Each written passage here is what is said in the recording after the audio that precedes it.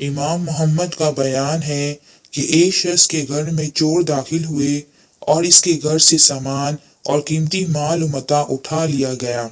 گھر کا مالک بیدار ہو گیا تو چوروں نے اسے پکڑ لیا اور اس کو 3 طلاق کا حلف لینے پر مجبور کر دیا کہ کسی کو نہیں بتائے گا، یعنی یہ کہلوایا کہ اگر میں نے شور مچایا یا کسی کو بتایا کہ چوری کرنے والے لوگ کون ہیں تو میری بیوی پر 3 طلاق۔ چور اس بیچاری کا سارا مال و متاع اور قیمتی مال و اسباب لوٹ کر لے گئے۔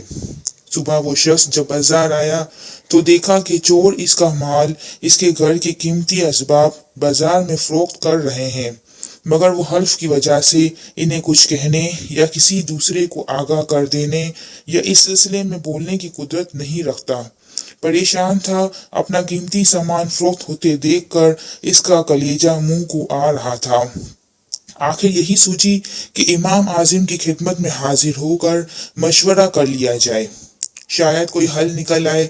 امام اعظم ابو حنیفہ رحمۃ اللہ نے جب قصہ سنا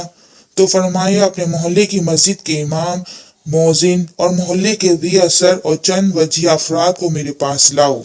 چنانچہ ایسا کیا گیا۔ جب سب امام صاحب کے ہاں حاضر ہوئے تو آپ نے ان سے فرمایا کہ تم لوگ چاہتے ہو کہ اس بیچاری کا مال و اسباب اللہ کریم اسے واپس کر دے؟ سب نے اسبات میں جواب دیا تو امام صاحب نے فرمایا تم لوگ اپنے ہاں کے تمام بد چلن اور بدنام لوگوں کو ایک گھر یا کسی مسجد میں جمع کر دو، 1-2 آدمی دروازے پر کھڑے ہو جاؤ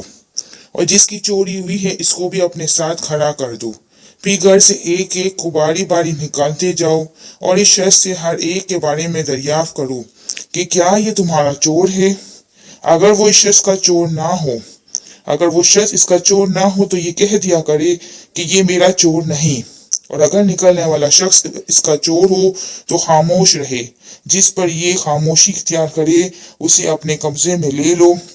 کہ وہی اس کا چور ہوگا۔ اس طرح چور بھی پکڑ لیا جائے گا اور اس کی بیوی پر طلاق بھی واقع نہیں ہوگی۔